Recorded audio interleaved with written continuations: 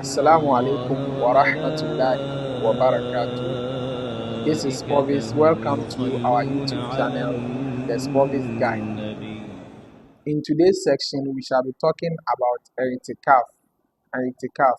It is something that a lot of we Muslims don't even know what it is. And those who do don't know the conditions for you to what? For you to do TIKAAF. I'tikaf literally means you staying in a particular masjid for what? For the purpose of worshipping Allah subhanahu wa ta'ala. And this act indeed is a sunnah of the Prophet Muhammad sallallahu alaihi wasallam, as it has become his habit that whenever we are in the last 10 days of Ramadan, the Prophet sallallahu alaihi wasallam never leaves the masjid. He makes sure he spend the remaining 10 or 9 days in what? In the masalati, the masjid, as we all know. So the thing is a sunnah of the Prophet sallallahu alaihi wasallam, and even Allah subhanahu wa ta'ala talked about it in the Holy Quran. Allah said that وَلَا تُبَاشِرُوهُنَّ وَأَنْتُمْ عَاكِفُونَ فِي الْمَسَاجِدِ. Allah is saying that La tubashiruhunna. Make sure you don't go to your wives wa antum akifuna fil masajid while you are doing i'tikaf. While you are in the state of what? I'tikaf. Make sure you don't go to your wives. Meaning don't have sexual relations with what? With your wife. That is what the ayah is literally telling us. And also in an authentic hadith reported by the wife of the Prophet sallallahu alaihi wasallam, Aisha radiallahu anha, she said, أن النبي صلى الله عليه وسلم كان يعتكف العشر الأواخر من رمضان حتى قبضه الله. He said that my husband, the Prophet صلى الله عليه وسلم, he used to what? He used to do i'tikaf.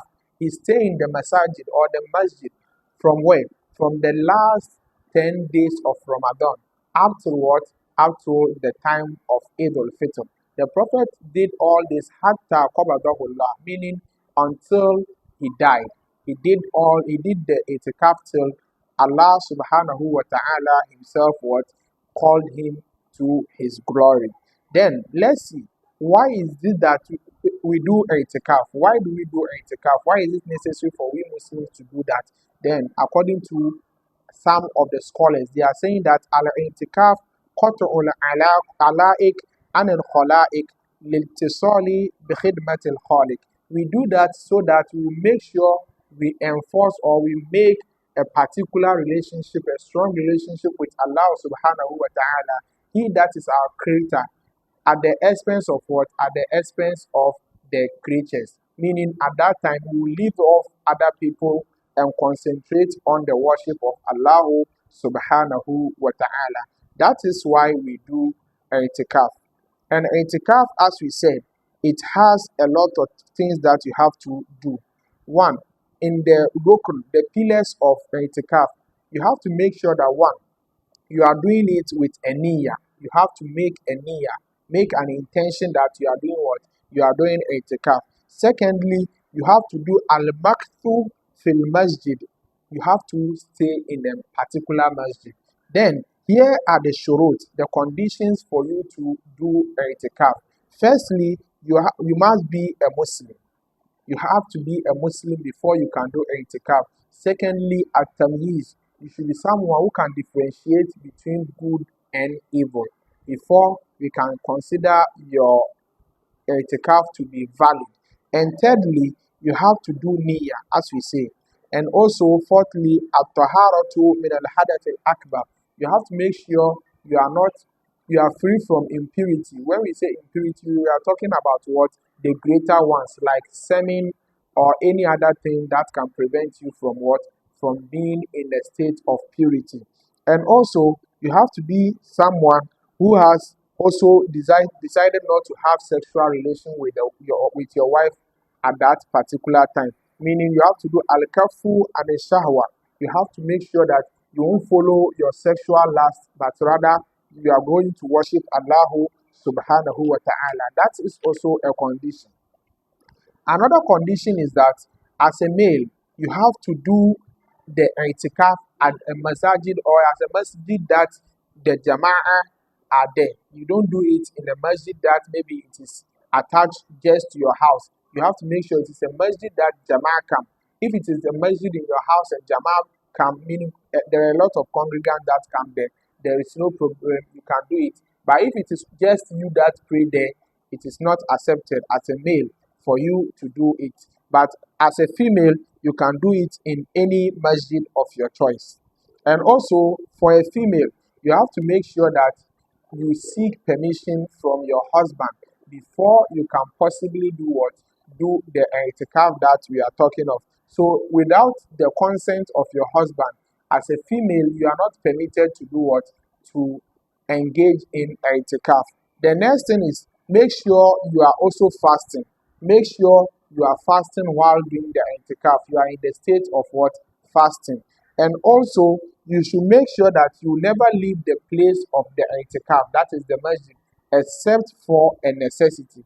If it is not for a necessity, like let's say you are going to ease yourself, or maybe at that particular time there is a necessity for you to go and do, it is not permissible for you to leave the masjid at that particular time.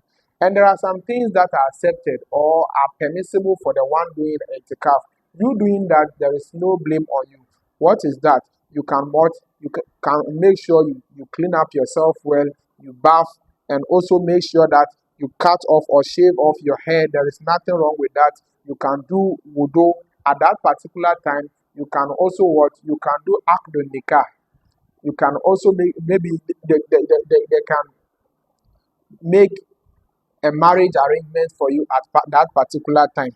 And also, you can also do some sort of business. There is nothing wrong with you doing that. And at the same time, you can eat, you can drink when it is time for you to eat or drink. All these things can be done while you are what? In the state of itikaf. So itikaf is a very good thing.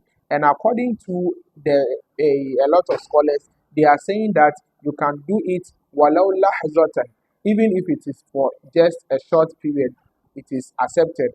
But according to the Malikiya and the Hanbaliya, they are saying that you have to do it at least layla, wa layl wa nahar. You have to do it for a full 24 hours or a full day. That is one day and one night. And the maximum duration for itikaf is what? Shahr, full month. That is the maximum. You cannot exceed that. And as I said, according to those scholars, you cannot do anything less than the one day that we talked about. So itikaf is a good thing. And I will recommend you Muslims to also try your best and do some of the itikaf. It is very, very spiritual. It will help you, it will uplift you spiritually. So personally, I will recommend it for you. And why? Because it is also a sunnah of the Prophet Sallallahu Alaihi Wasallam. So the next time, make it a plan to do itikaf. Till we meet again, this is the end of today's episode. Try and give us a like, share, and also subscribe to our channel, The Sporvis Guy, on YouTube, on TikTok, Sporvis, on Facebook, Yakub Harun, and on Instagram, there_Sporvis_Guy. Till we meet again, Assalamu alaikum.